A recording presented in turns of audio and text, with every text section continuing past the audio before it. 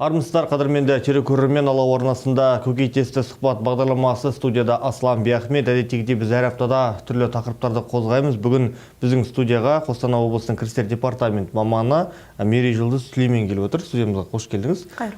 Жалпы әуел бастан осы Қостанай облысында жалпыға бір декларациялау бойынша сөз қозғасақ, дәл осы жүйеде қанша адам кіреді және бұл өзгерістер облыстағы қанша адамға әсер етеді, осы бойынша айта кетсеңіз. Бүгінде 3 кезең аясында облыс бойынша жалпыға бірдей декларациялау жүйесіне 196 мыңнан астам адам кірді. Бұл жалпыға бірдей декларациялау, өздеріңіз білесіздер, 2021 жылдан бастап кезең-кезеңмен бөлінген болатын. Былтырғы жыл, бірінші кезеңде бізде мемлекеттік қызметшілер және оларға теңестірілген адамдар жұбайлармен тапсырған болатын. Екінші кезеңде квази мемлекеттік секторда жұмыс істейтін қызметкерлер және олардың жұбайлары тапсырған болатын. Мемлекеттік мекемеде жұмыс істейтін, мысалы, мұғалімдер, тәрбиешілер деген сияқты. Ал былтырғы жылы соңғы кезеңде бізде заңды тұлғалардың басшылары, құрылтайшылары және жеке кәсіпкерлер олардың жұбайларымен тапсырған болатын. Қазіргі жаңа өзгертулер бойынша, концепция бойынша сіздерге түсіндіріп өтейін. 250 декларациясын кімде тапсыру қажет? Қазіргі таңда 2025 жылдан бастап жаңағы жеке адамның шетелде жылжымалы, жылжымайтын мүлік алған адамдар тапсырады. Мүлкі болатын болса. Одан кейін жеке практикамен айналысатын тұлғалар, олар адвокаттар, нотариустер, сосын кәсіби медиаторлар, солар тапсыру қажет биылғы жылы. Одан кейін сыбайлас жемқорлыққа қарсы күрес туралы Қазақстан Республикасының заң талаптарына сәйкес сайланбалы кандидаттар тапсырады, яғни ол депутаттыққа немесе әкімдікке сайланатын тұлғалар.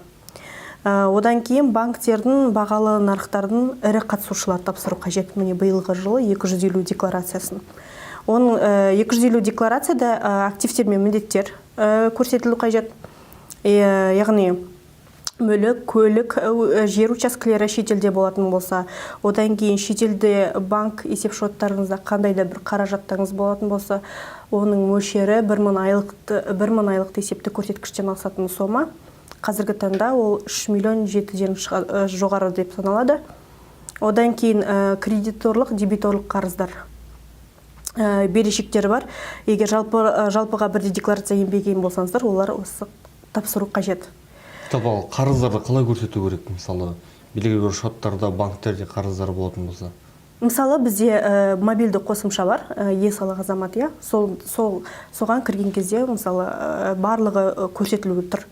Мысалы, кредиторлық, дебиторлық берешектер деп. Сол жерге сіз бүкіл ақпараттарыңызды толтыратын боласыз. Одан кейін қазіргі концепция бойынша жаңа өзгерістердің бірі, өзгеше атап өтетін жайт, Қазақстан Республикасының ішінде немесе сырттан қандай да бір үй алатын болсаңыз, мысалы, мүлік 20 мың айлық есептік көрсеткіштен жоғары болатын болса, сіз декларацияда көрсететін боласыз. Егер де тапсырмаған болатын болсаңыз, 250 нысанында көрсетесіз. Егер де тапсырған 250 декларацияңыз болатын болса, осының алдында, онда 270 декларациясында көрсетесіз. Ал жалпы 2025 жылдан бастап, осы мемлекеттік қызметшілер мен олардың жұбайлары декларация неше рет тапсырады? Бұл жерде айта кету қажет, мемлекет басшысының 2024 жылғы 15 қарашада ауыл шаруашылығының бірінші форумында жаңағы үкіметке жұмыс тапсырған болатын, яғни осы жалпыға бірдей декларациялаудың 4-ші кезеңі бойынша қайта қарастыру. Яғни бұл 4-ші кезеңде бізде кімдер болды? Зейнеткерлер болды, үй шаруасындағы әйелдер, студенттер, 18-ге толған адамдардың барлығы бізде осы 4-ші кезеңге ену қажет болғанды. Ал бірақ? Бұны қазіргі биылғы 25 жылдың бірінші қаңтарынан бастап өзгерістер енгізілуде. Жалпы енді олар әзірге тапсырмайды деген сөз ғой бұл, тек қана активтер болатын болса, шет елдерде, мысалы, қандай да бір тұлғаның мүлігі, көлігі болатын болса, шет елде есеп шоттар болатын болса, онда оған дейін тапсырмаған болсаңыз, 250 декларациясын тапсыру қажет ол адамға. Енді 2025 жылдан бастап жеке практикамен айналысатын адамдар үшін қандай өзгерістер күтілуде? Тағы да айта өтейін, жаңа айттым ғой, 4-ші кезеңде бізде тек қана зейнеткерлер, жаңағы үй шаруасындағы әйелдер емес, бізде сонымен қатар жаңағы жеке практикамен алысатын тұлғаларда болған ол кезеңде, 4-ші кезеңде ол кісілер тапсыратын болады 250 нысан декларациясын. Адвокаттар, нотариустар, жеке кәсіби медиаторлар деген сияқты ол кісілер өздері тапсырады, бірақ жұбайларысыз. Өздеріне ғана тапсыратын болады. Олар негізі кәдімгідей осы жеке кәсіпкер ретінде тіркелген ғой, жалпы олар? Өздерінің деятельностері бар. Жалпы түсінікті болды. Енді декларацияны қайда және қалай тапсыруға болады? Осы сұраққа жауап бере кетсеңіз. Жеке тұлғалардың декларациясын электрондық сервистер арқылы, яғни қазіргі таңда бізде көптеген мобильді қосымшалар бар. Ол біздің е-салық азамат қосымшасы, екінші деңгейдегі банктер, оның ішінде халық, Каспи және банк-центр кредит арқылы. Одан кейін егов мобайл арқылы тапсыруға болады, электрондық үкімет порталы.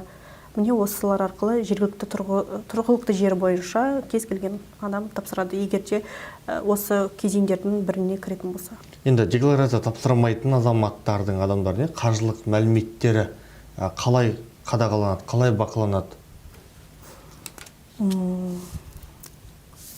Бұл жерде алшақтық сомасын анықтау үшін салық салушылар оның ішінде жаңағы ақпараттарды екінші деңгейдегі банктерден, әділет департаменті және азаматтарға арналған үкімет беретін ақпаратты, мысалы белгілі бір мүліктің болуы туралы ақпаратты барлық алынған мәліметтерден общий, мысалы мәлімдеген кірістер бойынша деректермен салыстырады да және алшақтық сомасын шығарады. Кейін сол алшақтық сомасын дәлелдеуге бола ма, жоқ әлде оны міндетті түрде төлеу керек пе? Өзінің жаңағы құжаттарымен қарастырылады. Қадірмен телекөрермен, ал дәл осы тақырып бойынша шағын ғана сюжетке кезек берейік. Біздің әріптестер арнайы материал дайындаған екен. Жалпыға бірдей декларациялау жүйесі 2021 жылдан бастап жүзеге асуда. Осы уақыт ішінде 196 мыңнан астам адам, оның ішінде мемлекеттік қызметшілер, квазимемлекеттік сектор қызметкерлері мен бизнес өкілдері, олардың жұбайлары салық органдарына кірістері жайлы ақпаратты ұсынды. Биыл декларацияның 4-ші кезеңіне қатысушы азаматтар активтер мен міндеттемелерді тапсырудан босатылды. Бұл бас аяғы 400 мыңға жуық адам. Олардың қатарында жеке құрылымдардың қызметкерлері, зейнеткерлер, үй шаруасындағы әйелдер мен студенттер бар. Дегенмен азаматтардың жекелеген санаттары декларация тапсыруға міндетті. Мемлекеттік қызметшілер, оларға теңестірілген адамдар, болмаса квази мемлекеттік секторда жұмыс атқаратын адамдар, болмаса құрылтайшылар, олардың жұбайлары үшін тапсыру керек. Сонымен қатар азаматтарға ерікті түрде айтып кеткенде декларация құқығы беріледі. Яғни жыл сайынғы декларация тапсырудан шетелде жылжымайтын мүлкі бар ел азаматтары банк шоттарында 1000 айлық есептік көрсеткіштен асатын қаражат болса, не мемлекеттік лауазымға орналасуға және оларға теңестірілген адамдар мен олардың жұбайларына кандидаттар, жеке компаниялардың басшылары босатылмайды. Ал 2025 жылдың 1 қаңтарынан жеке практикамен айналысатын азаматтардың декларация тапсыру тәртібіне өзгерістер енгізілді. Для лиц, занимаясь частной практикой, 2025 жылдың 1 қаңтарынан бастап жеке практикамен айналысатын тұлғалар, яғни адвокаттар, нотариустер, жеке сот орындаушылар, кәсіби медиаторлар жеке табыс салығы бойынша 240 нысандағы декларацияны ұсыну бойынша талаптар жойылды. Енді жеке практикадан алынған кірістер бойынша аталған санат ағымдағы жылы 2024 жылға кірістер мен мүлік туралы декларацияда 270 нысан бойынша жыл сайын есеп беруге міндетті. Ал декларация тапсыру мерзімі өзгеріссіз қалды. Биылғы жылы азаматтар 250 және 270 нысандағы екі декларацияны 15 қыркүйекке дейін тапсыруы қажет. Жеке тұлғалар декларацияны салық төлеушінің кабинеті, электронды үкімет порталы, е-салық азамат мобильді қосымшасы не екінші деңгейлі банк қосымшалары арқылы ұсына алады. Қадірмен телекөрермен, бұл көкейтесті сұхбат бағдарламасы керемет сюжетті көріп алдық, ал әрмен қарай тақырыбымызды жалғастырсақ. Жалпы егер декларацияны уақытында тапсырмаса, қандай жауапкершілік қарастырылған? Декларацияны уақытында ұсынбаған тұлға үшін бірінші ретте ескерту болып табылады. Яғни Қазақстан Республикасының салық кодексінде әкімшілік құқық бұзушылықтың 272 бабының 1 бөлігі қарастырылады. Яғни ол ескерту. Одан кейін 1 жыл ішінде қайталанып бұзылатын жағдайда, мысалы әдейі тапсырмай немесе уақытын өткізіп алса, онда 272 бабының 2 бөлігі қолданылады, яғни 15 айлық есепті көрсеткішті айыппұл тағылады. Қазіргі таңда бұл 58.980 теңгені құрайды. Көлемінде, енді 250 нысан активтері, 270 нысан кірістері туралы декларацияны тапсыру мерзімі өзгерді ме биылғы жылы? Өзгермеді. Бұл жыл сайын ағымдағы жылдың 15 қыркүйегіне дейін болады. Яғни кез келген тұлғаның 9 ай ішінде, мысалы бір күнтізбелік жылдың ішінде уақыты болады 15 қыркүйекке дейін. Одан кейін 250 декларациядан кейін 270 нысан декларациясы бойынша сіздерге түсіндіріп өтейін, ішінде қандай тараулар болу қажет. Жеке тұлғаның дербес салық салуға жататын кірісі туралы мәліметтер, яғни шегерімдер мен түзетулер. Одан кейін екінші жеке практикамен айналысатын адамның кірісі туралы мәліметтер. Одан кейін Қазақстан Республикасының тыс жерде мүлкіңіз туралы ақпарат. Одан кейін Қазақстан Республикасының ішінде немесе сыртында қандай да бір үйіңізді игерімнен шығарып немесе сатып алатын жағдайда бұл тарау тек қана мемлекеттік қызметшілерге және оларға теңестірілген адамдарға арналған. Бұл тарауы жаңағы сатқан сомасын немесе сатып алған сомасын көрсету қажет. Одан кейін Қазақстан Республикасының аумағындағы дебиторлық, кредиторлық берешектің бар жоқтығын туралы мәліметтер. Одан кейін бақыланатын шетелдік компанияның қаржылық пайдасы, яғни болған жағдайда мысалға айтылған ақпараттарды көрсету қажет. Осыларды мүлкі мен кіріс туралы декларациясында көрсетеді. Дегенмен қазір халықтың арасында декларация бойынша әлі көптеген сұрақ бар. Мәселен, қымбат әшекейлерімізді көрсету қажет пе дегенде сұрақ болады. Үй жануарлары бар, бағалар өте қымбат, мысықтар мысалы, өте бір тұқымы қымбат мысалы, сонда кездеседі қала бойынша, және жылқы жануарларды кездеседі өте қымбат бағадағы. Олардың барлығын көрсетеміз деген сауалдар бар. Сол бойынша жауап берсеңіздер.